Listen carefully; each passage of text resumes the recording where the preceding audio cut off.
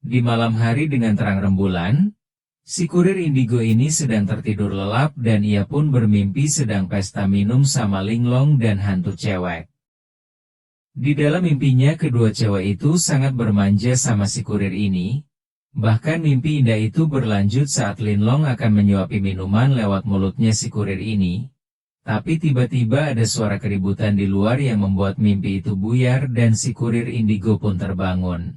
Si kurir sangat kesal karena ada yang mengganggu mimpi indahnya sambil berteriak keluar jendela.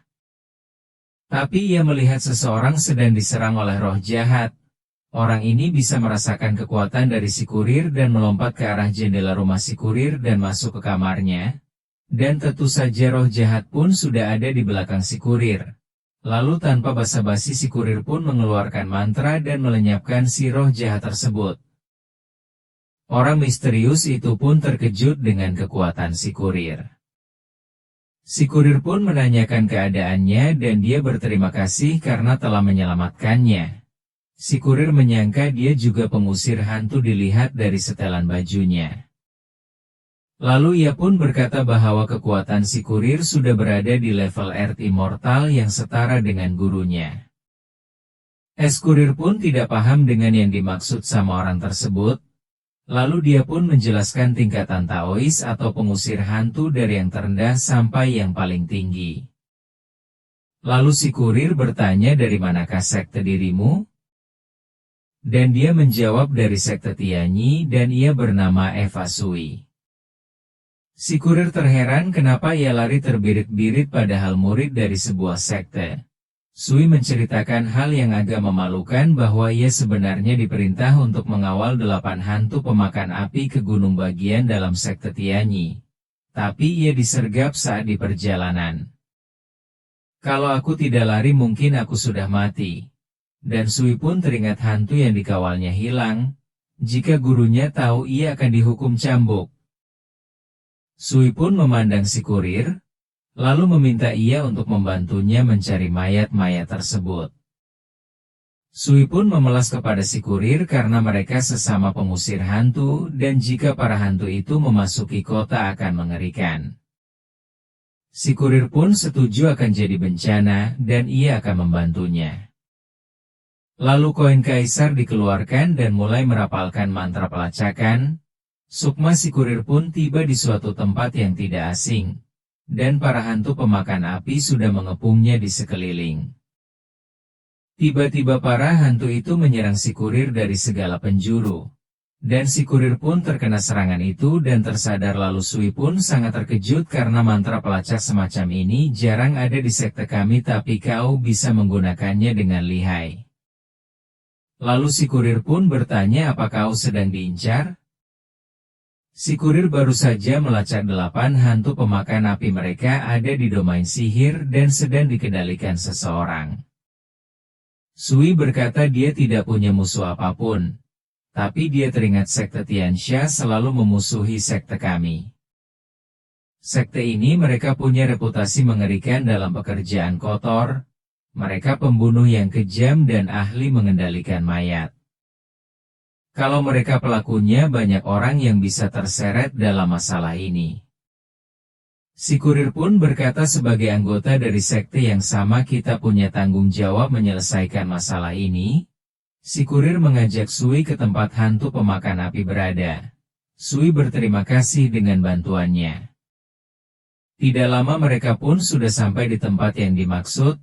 Tempat ini membuat Sui merinding dan si kurir berkata hantu itu ada di dalam sana.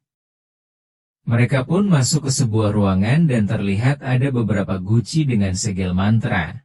Yang seharusnya hantu pemakan api disegel di sana. Tapi saat mereka berjalan si kurir menginjak sesuatu yang ternyata itu adalah sebuah perangkap sihir yang sudah disiapkan. Sihir itu pun membuat mereka sampai terjatuh dan ternyata mereka sedang diincar. Tiba-tiba muncullah beberapa sosok seperti pasukan wanita berbaju pink yang mengepung mereka. Mereka berpenampilan cantik dengan sorot mata mengeluarkan aura warna pink. Si kurir berkata musuh bukan orang biasa mereka sampai bisa mengendalikan jenderal hantu cantik. Pasukan hantu itu pun menyerang mereka dan si kurir berkata tenang saja ini sangat mudah. Satu pasukan terkena serangan si kurir.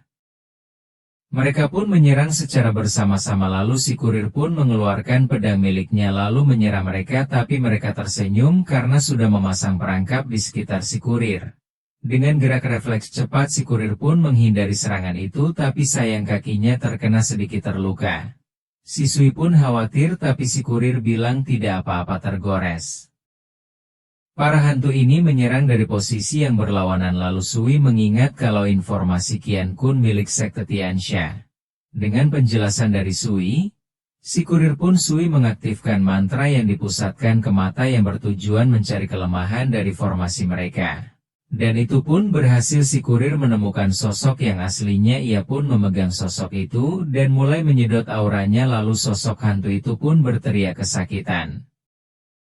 Si kurir indigo pun mulai menyerap energi dari hantu tersebut, tetapi mantra penyerap terputus lalu waktu itu pun akan menyerang si kurir tapi langsung dicegah oleh si kurir.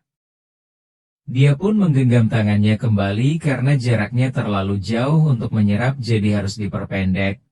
Lalu si kurir pun memulai proses penyerapan dari jarak dekat yang malah membuat hantu itu salting. Dan proses penyerapan pun berhasil, lalu pasukan lainnya menyerang bersamaan, si kurir melompat ke atas sambil mengeluarkan pedangnya. Karena inti farmasi sudah hilang si kurir pun melesatkan pedangnya ke arah mereka dan terjadi ledakan besar. Sui bertanya keadaan si kurir. Karena serangan tadi lantainya retak dan hancur mereka pun terhempas ke bawah lalu terjatuh di sebuah ruangan yang awal mereka datang. Terlihat ada sosok memakai jubah merah sepertinya tidak disadari oleh si kurir. Dan guci penyegel hantu pun sudah ketemu si kurir pun akan mengambilnya tapi tiba-tiba diserang oleh sosok berjubah merah. Si kurir terkena pukulannya dan terpental ke tembok. Dia pun berkata berani benar membobol masuk ke dojoku. Si kurir baru menyadari kalau ada orang di sekitar situ. Sui pun bertanya apakah dia yang menangkap hantu pemakan api dan menyuruhnya mengembalikan. Pria berjubah pun kesal karena dia dari sekte rivalnya. Lagu pria berjubah itu menyerang dan Sui pun mengeluarkan kertas mantra terkaman macan. Tapi bagi si pria berjubah sihirnya terlalu lemah, dia pun berhasil mencekiknya. Si Sui pun tidak berdaya tapi si kurir memegang tangan pria itu untuk melepaskannya. Lalu si pria berjubah pun terkejut yang tiba-tiba ada si kurir di sampingnya. Dia pun langsung mundur karena kedatangannya tidak terdeteksi. Si kurir pun mengeluarkan pedangnya kembali lalu mulai menyerang pria berjubah itu tapi pria berjubah itu mengeluarkan mantra juga dia membuat segel dan terlihat bola bersinar di tangannya. Seketika dengarkan suara dentuman dan serangan sinar berwarna kuning, si kurir mencoba menahan serangan itu tapi dia terkejut karena serangan itu mematahkan pedangnya. Si kurir pun berada dalam situasi gawat dengan serangan pria berjubah tersebut yang tidak bisa dihindari. Si kurir pun terkena serangan itu dan berdampak sangat parah sampai muntah darah. Sui menghampirinya yang sudah tidak berdaya oleh serangan pria berjubah tersebut. Sui mencoba menyadarkan si kurir tapi dia tidak sadarkan diri. Pria berjubah mengatakan seorang pemula berani menghalangiku itulah akibatnya. Sui memeriksa si kurir yang sepertinya sudah mati. Pria berjubah itu hendak memakai tubuh si kurir untuk dijadikan boneka Vajra tapi Sui mencoba menghalanginya sekuat tenaga.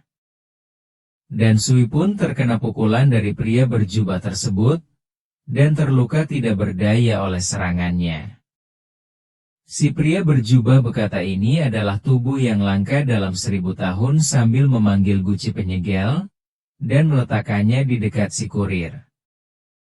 Pria berjubah pun mengambil tubuh si kurir dan berniat memurnikan mayatnya dan menjadikan boneka Jianshi miliknya dengan memasukkan tubuhnya ke dalam guci tersebut. Si pria berjubah merasa senang dengan hal itu, Sui pun menyesal karena ini semua salahnya. Tapi seketika reaksi Gucci itu berbeda dan si pria berjubah pun terkejut. Gucci itu pun hancur disertai keluarnya sosok si kurir yang berubah wujud menjadi seperti iblis. Si pria berjubah dan Sui pun sangat terkejut karena si kurir belum mati. Lalu sosok iblis itu pun menyerang pria berjubah dengan cepat menebas dengan kekuatan kegelapan. Setelah itu sosok itu pun tertawa kepada si pria berjubah karena ia tidak menyadari ada beberapa bayangan hitam dan mereka pun menyerang secara bersamaan ke arah pria berjubah. Serangan tidak bisa dihindari. Dia teringat ini adalah aura seorang Dartaois yang tentu saja tidak bisa dimurnikan jiwanya. Lalu si kurir pun kembali ke wujud semula. Cerita kisah 18 tahun yang lalu saat perang melawan roh jahat si kurir kecil ketakutan dan mendekati ayahnya karena suasananya sangat buruk. Dan di saat itu dia menyaksikan kekuatan ayahnya yang menyerupai iblis. Jangan lupa subscribe agar tidak ketinggalan komik seru lainnya.